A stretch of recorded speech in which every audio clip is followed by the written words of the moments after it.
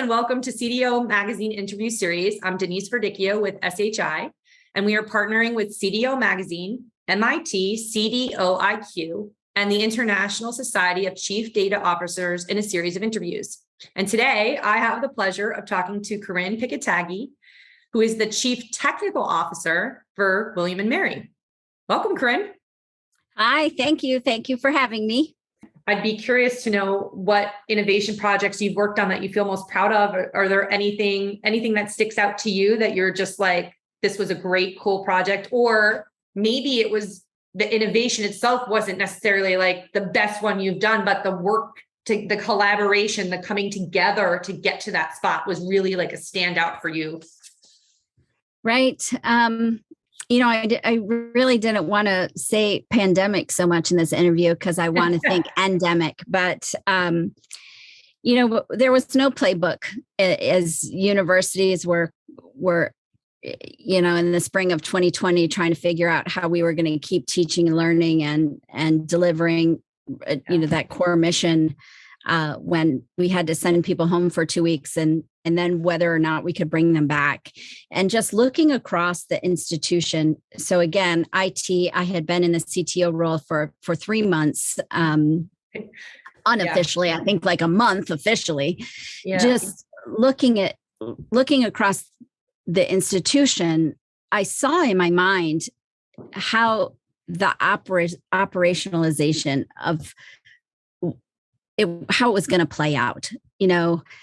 I overheard in a conversation when we were talking about people who tested positive and the contact tracing and what was going around that a group was going to just manage that in email. And I thought to myself, oh dear, no, we're not, we can't do that. I can't let them make that choice.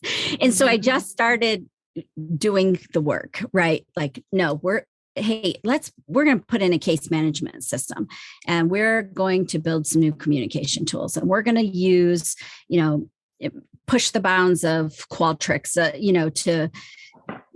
to create some kind of workflow to pull some of this together and centralize reporting. And from there, we'll stand up a database that will feed our analytics, both from an epidemiological perspective, but also our dashboard. And, we just created this ecosystem around health logistics and for very little spend. I mean, we pushed the bounds of existing tools and existing expertise because we didn't have time to train them, train new skills and pulling people together, making decisions. We can't just get in a room and talk about this week after week. We have to make a decision. We have to take action and translating that to solution deployment.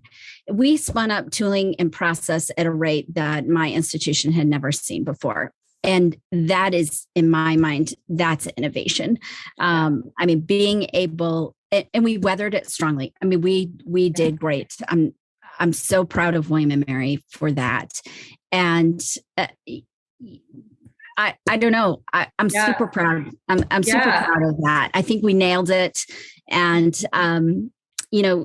when I look at some of this complexity of systems that hopefully we'll get to retire here, before too long, and we kind of step back from needing all of those resources, you look at it and it's just amazed. It's like, I can't believe we did all of this in that short amount of time. Good job, us. And it wasn't just me. It was my whole team.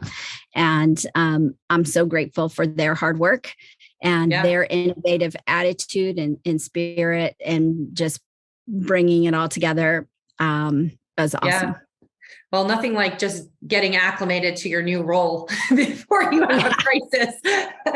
That's pretty funny, but I think I'm listening to you and I can feel your energy and it just makes me think about your president's quote about you're awesome, so that's great. Thank you for sharing that. That makes me feel good for you.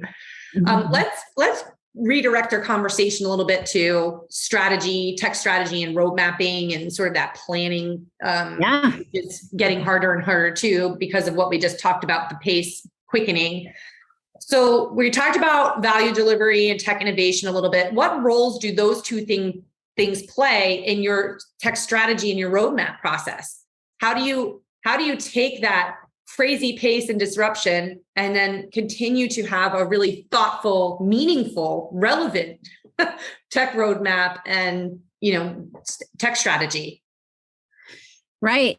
I made a joke the other day about how digital navigation systems relate to printed roadmaps, and drew an analogy with an IT strategic roadmap talking about updates. It didn't land, but in my mind, I think about consumer expectations and how they perceive value and change over time. And the innovation, our roadmap must consider how we can be making decisions and realizing change. So not just talking about change, but actually realizing change in the short term.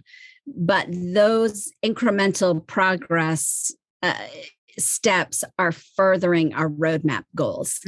So it's this constant kind of cross-check. Our goals can't be so rigid that we box ourselves in. It's a frequent confirmation that the work we're doing and the path we're on is still aligned with that value delivery and innovation that's happening and what our users expect. I know my institution would love to, I want for my institution a SaaS ERP deployment in our future.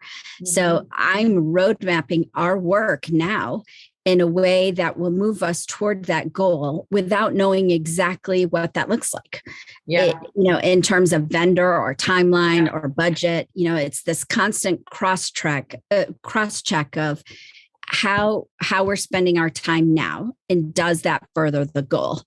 So a lot of times, you see a roadmap, a technology roadmap that's presented as like a swim lane or a Gantt chart. And it's very, it almost looks like a project list, right? I'm not sure that's how we need to be thinking anymore.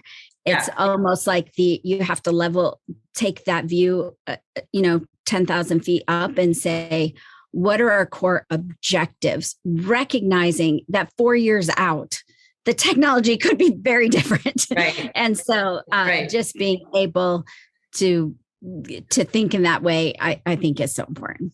All right. Well, I'm going to say thank you so much, Corinne, for taking time to speak with us today. I've really enjoyed our conversation. And for all of those out there listening, please visit cdomagazine.tech for additional interviews. And thank you for joining us today. Thank you so much. Thanks for having me. I enjoyed it too.